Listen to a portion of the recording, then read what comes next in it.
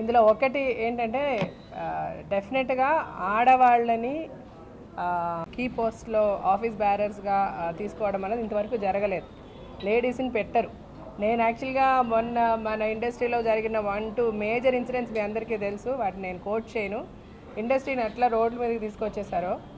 So ఆ టైంలో నాకు చాలా కోపం వచ్చింది. ఎందుకు ఇట్లా జరుగుతుంది, ఎవరు మన మూవీ ఆర్టిస్ట్ అసోసియేషన్ నుంచి ఎందుకు ఒక రిప్రజెంటేషన్ రావటం లేదు, ఆర్టిస్టుల గురించి ఎవరు పడితే ఏదో మాట్లాడితే అందరూ చూస్తే ఎందుకు ఊరుకుంటున్నారు అంటే ఇదే వచ్చి ఒక సాఫ్ట్వేర్ ఇంజనీర్నో ఒక లాయర్నో ఒక డాక్టర్నో అంత ఈజీగా అనేరు. సినిమా వాళ్ళు అంటే ఆ సినిమా వాళ్ళు అని అనేస్తున్నారు.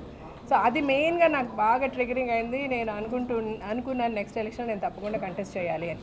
కానీ ఏంటంటే ఎప్పుడు ఎవరు వచ్చి మమ్మల్ని నువ్వు ఈ పోస్ట్లో ఉండి జీవితం ఇది చేయి జీవితం నన్ను ఎప్పుడు ఎవరు అడగలేదు. సరే వాళ్ళు అడిగినప్పుడు మనం వెళ్ళి ఎట్లా అడుగుతాంలే అని అనుకుంటూ ఉండేదాన్ని. కరెక్ట్గా ఇలాంటి సిచ్యువేషన్ ఈసారి నేను ఇండిపెండెంట్గా కంటెస్ట్ చేద్దాము చేయాలంటే నేను రాజశేఖర్ గారితో కూడా అన్నాను. ఆయన నవ్వు ఊరుకున్నారు.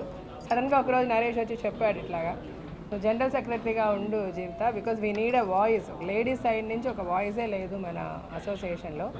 లాస్ట్ టైం జయసుధా గారు అనుకున్నాము, వెరీ అన్ఫార్చునేట్ షీ లాస్ట్. సరే అలా చెప్పిన వెంటనే నేను బట్ యాక్చువల్గా నేను ముందు దీనికి ఎంటర్ అయినప్పుడు ఎనానిమస్గా ఉంటుంది అనుకున్నానండి. బట్ ఇది ఎనానిమస్గా లేదు.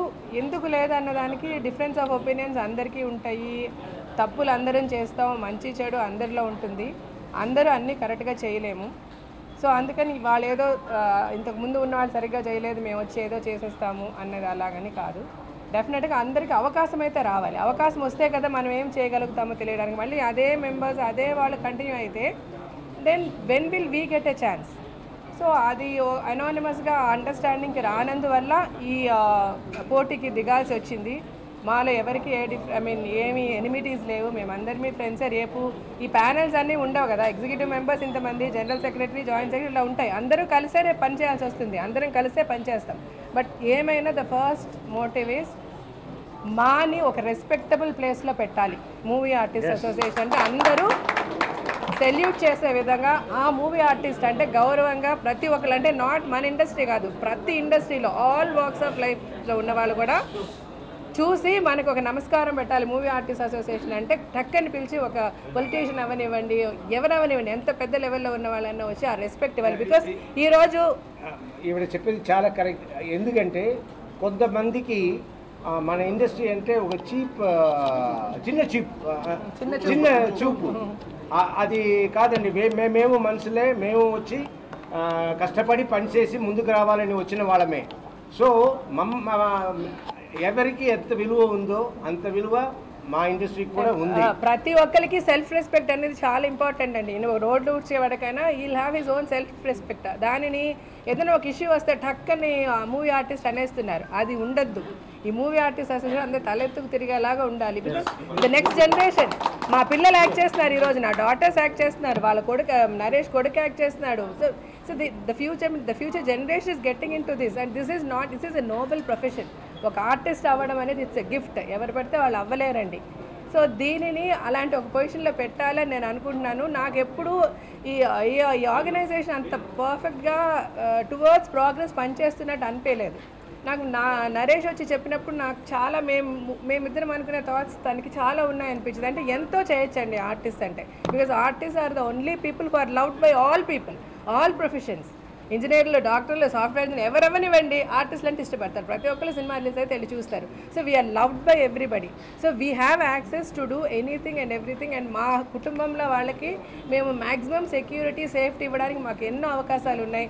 అవన్నీ సరిగ్గా వాడుకోలేదు ఇంతవరకు. వాడుకోకపోవడానికి కారణాలు ఎన్నన్నా ఉండొచ్చు. But we want to try. నేను కూడా ఏదో మేము చేసేస్తామంటలే, మేము ట్రై చేస్తాం. We really want to do the best. So మేము ఇది చేయాలి అంటే ఫస్ట్ మేము గెలవాలి. ఇప్పుడు అందరూ నాయకత్వం వర్ధిల్లాలి ఇదనని కాదు. సో ఈ ప్యానెల్ మొత్తం గెలిస్తేనే బికాజ్ అందరూ ఒక తాటి మీద ఒక వే ఆఫ్ థింకింగ్తో ఉన్నాం కాబట్టి మా ప్యానెల్ మొత్తం గెలిస్తేనే మేము చేయగలం. ఈరోజు ఇది వదిలేస్తే ఒక ఓటర్గా మాకు 800 ఓట్లే ఉన్నాయి.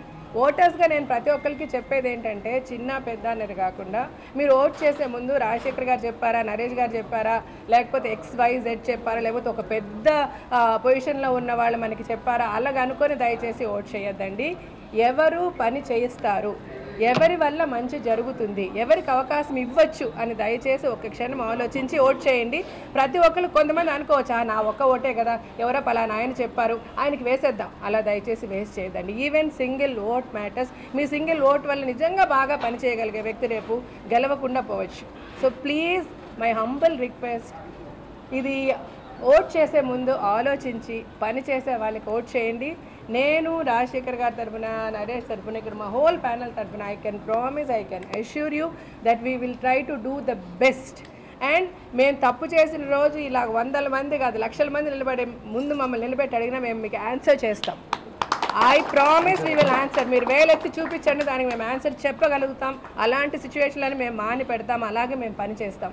సో పనినే కాదండి, మా అకౌంట్స్ కూడా ట్రాన్స్పారెంట్ గా ఉంటుంది. ప్రతిదీ మా పని అంటేనే ప్రతిదీ ఇట్స్ లైక్ ఫర్ షూర్. అంటే ఎంతమంది ముందు నిలబెట్టినా నేను వచ్చి ఆన్సర్ చేస్తాను, తనే ఆన్సర్ చేస్తాను, మా ప్యానెల్లో ప్రతి మెంబర్ ఆన్సర్ చేస్తారని మేము తప్పు చేస్తామంటే. సో ప్లీజ్ నేను ఇప్పుడు ఒకటే అడిగేది, గివ్ అస్ ఎ ఛాన్స్. ఒక ఛాన్స్ ఇచ్చి చూడండి. Let's show you what we can do. Thank you so much. త్వరలో ప్రెస్ మీట్ పెడతాము. ప్రెస్ మీట్లో కలిసి మీకు టోటల్గా మేనిఫెస్టో, మేము చేయబోయే విషయాలన్నీ కూడా చెప్తాము. పొద్దున్న కృష్ణ గారు, విజయమల గారు బ్లెస్సింగ్స్ తీసుకొని చిరంజీవి గారితో, మోహన్ బాబు గారితో, మురళీమోహన్ గారితో అందరితో కూడా మాట్లాడాం. అందరూ కూడా బెస్ట్ విషయాలు తెలిపారు. తర్వాత మన ఇండస్ట్రీ ఆశులు వెంకటేష్ నాగార్జున అందరూ విషయస్ తీసుకున్నాము. ఇవాళ రఘుపతి వెంకయ్య నాయుడు గారు మన తెలుగు సినిమా పితామహుడు, ఆయన ఆశీర్వాదం తీసుకుని, దాసరి గారు అభినవ రఘుపతి వెంకయ్య నాయుడు గారు ఆయన ఆశీర్వాదం తీసుకుని ఈరోజు నామినేషన్ వేసాం. మీ అందరూ మా ప్యానల్ని పూర్తిగా గెలిపించారు. అందరినీ కూడా ఒకటే నేను అప్పీల్ చేస్తాను, మంచి చేస్తాం. And super star Mahesh fans, Rajasekhar fans వాళ్ళంతా వచ్చి వాళ్ళ అభిమానం, ప్రేమ చూపించారు. మెంబర్స్ చాలా మంది, 100 మంది ఈ రోజున వచ్చి మద్దతు తెలుపుతున్నారు నామినేషన్ రోజే.